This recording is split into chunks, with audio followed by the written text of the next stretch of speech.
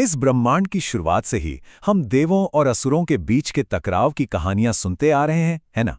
लेकिन आज के इस विस्तृत विश्लेषण में हम एक ऐसी अमर और भव्य पौराणिक गाथा पर गहराई से बात करेंगे जिसने धर्म, सत्य और समर्पण के मायने ही पूरी तरह से बदल दिए। ये अद्भुत कहानी है महाबली और वामन अवतार की। हम सबने हिरण्यकश्यपु जैसे असुरों के वध की कथाएं सुनी हैं, लेकिन जरा सोचिए, ये कितनी बड़ी विडंबना है कि करोड़ों लोग आज भी एक तथाकथित असुर सम्राट की आराधना करते हैं। आखिर एक दानव कुल में जन्मा राजा इतना महान और पूजनीय कैसे बन सकता है? इस दिलचस्प विरोधाभास को समझने के लिए हमें समय में थोड़ा पीछे चलना होगा। तो आइए इस चर्चा के पहले भाग की तरफ बढ़ते हैं। देव असुर वंश की उत्पत्ति, यानी दोनों का एक ही स्रोत से जन्म। इस पूरी जटिल वंशावली को थोड़ा आसानी से समझते हैं। दिलचस्प बात यह है कि इन दोनों कुलों का उद्गम एक ही जगह से होता है। ऋषि कश्यप की दो प्रमुख पत्नियां थीं, अदिति, जिनसे प्रकाश और धर्म के प्रतीक देव जन्मे, और दिति, जिनसे बल और प्रतिशोध के प्रतीक असुर उत्पन्न हुए। अब देखिए, इसी असुर वंश की तीसरी पीढ़ी में महान विष्णु भक्त प्रहलाद आए, जिन्होंने दुश्मनी की इस लंबी परंपरा को तोड़ा। इसके बाद चौथी पीढ़ी में विरोचन और पांचवीं में जन्म हुआ महाबली का। मतलब कुल एक ही था, दानव कुल, लेकिन उसमें प्रहलाद और महाबली जैसे परम भक्त पैदा हुए। अब आते हैं दूसरे भाग पर, इंद्र का छल और प्रतिशोध। हुआ कुछ यूं कि महाबली के पिता सम्राट विरोचन ने हिमालय में घोर तपस्या की और सूर्यदेव से एक अजय मुकुट प्राप्त किया। इसे हासिल करने के लिए देवताओं के राजा इंद्र ने एक बहुत बड़ा छल किया। एक साधु का वेश धरकर इंद्र ने विरोचन से जल मांगा। अपने धर्म का कड़ाई से पालन करते हुए विरोचन ने बिना किसी हिचकिचाहट के उस अनजान को जल अर्पित कर दिया। जैसे ही उन्होंने जल ग्रहण किया, उनकी चेतना डगमगाई और बस इसी पल का फायदा उठाकर इंद्र ने वो दिव्य मुकुट चुरा लिया। सोचिए, देवराज का छल और एक असुर का धर्म, ये अपने आप में कितना चौंकाने वाला विरोधाभास है। इसके बाद जो हुआ वो सच में बहुत दुखद था। मुकुट छिन जाने से विरोचन की शक्ति क्षीण हो चुकी थी। इंद्र ने इसी मौके का फायदा उठाया और उन पर जानलेवा हमला कर दिया, जिसमें विरोचन वीर गति को प्राप्त हुए। लेकिन इंद्र यहीं नहीं रुका।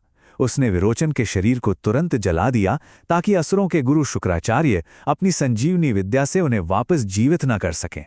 इंद्र के इस क्रूर कदम ने अनजाने में ही उसके सबसे खतरनाक शत्रु को जन्म दे दिया। महाबली ने अपने पिता की मृत्यु का अंतिम प्रतिशोध लेने की एक भयंकर प्रतिज्ञा ले ली। उनकी मृत्यु ने ही मुझे शक्ति दी है, आज तेरा भी अंत होगा। यह गर्जना महाबली के चरम क्रोध को दिखाती है।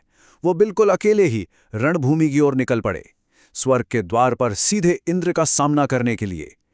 दोनों के बीच एक बेहद भयंकर युद्ध हुआ।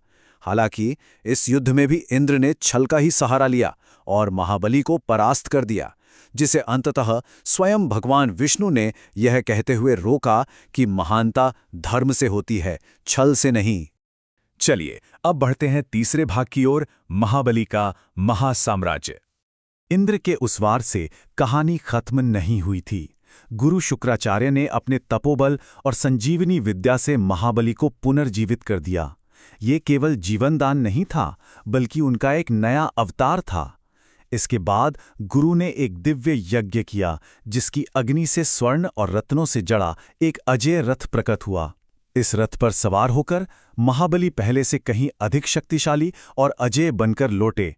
अपने इस नए सामर्थ्य के साथ उन्होंने स्वर्ग पर चढ़ाई कर दी, इंद्र को परास्त किया और तीनों लोकों को जीत लिया। लेकिन यहाँ सबसे बड़ी विडंबना देखिए, एक असुर के शासन में ब्रह्मांड ने अभूतपूर्व शांति, न्याय और समृद्धि का अनुभव किया। महाबली ने इतनी अद्वितीय दानशीलता से राज किया कि उनके द्वार से कोई कभी खाली हाथ नहीं लौटता था। उनके राज्य में कोई भूखा नहीं रहा और इसी वजह से उन्हें किसानों का राजा कहा जाने लगा। सच कहें तो एक असुर का शासन देवों के शासन से भी कहीं अधिक कल्याणकारी साबित हुआ।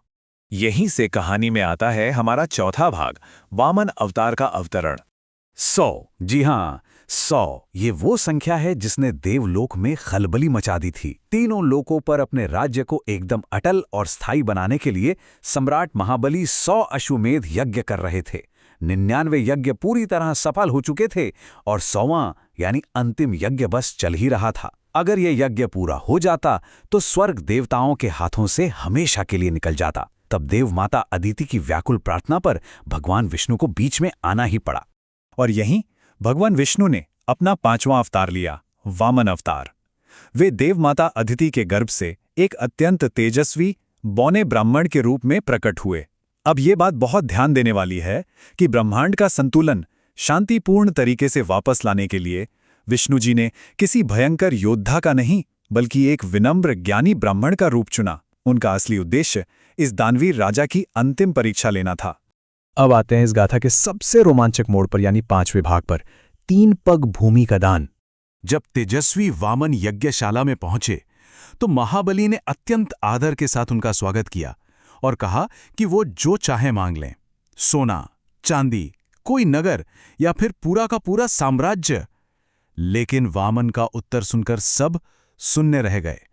मुझे केवल उतनी भूमि चाहिए जिसे मैं अपने 3 पगों में नाप सकूं। इस अत्यंत सरल और विनम्र सी मांग ने उस भव्य शाही दरबार में सभी को हैरान कर दिया। महाबली तो ये सुनकर हंस पड़े कि एक ब्राह्मण ने उनसे इतनी छोटी सी चीज क्यों मांगी।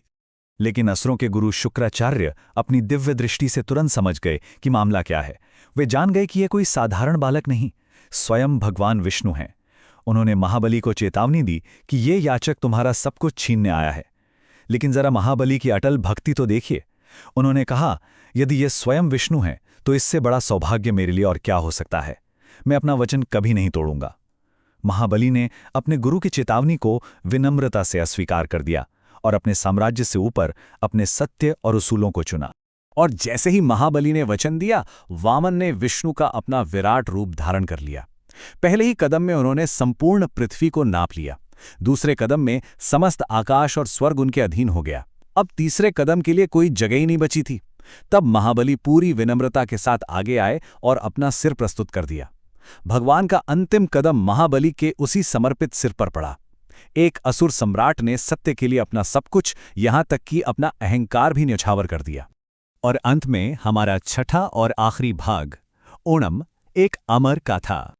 लोगों में अक्सर ये बहुत बड़ी गलतफहमी होती है कि महाबली को कुचला गया था या हरा दिया गया था। वास्तविकता इसके बिल्कुल विपरीत है। उनकी इस परम भक्ति और विशाल त्याग से अत्यंत प्रसन्न होकर भगवान विष्णु ने महाबली को पाताल लोक का अधिपति बना दिया। ये कोई सजा नहीं थी, ये उनके सर्वोच्च बलिदान का सबसे गहरा सम्मान था। और तो और स्वयं भगवान विष्णु पाताल लोक में उनके द्वारपाल और रक्षक बन गए। इस प्राचीन पौराणिक गाथा का सीधा जुड़ाव आज के समय से भी है।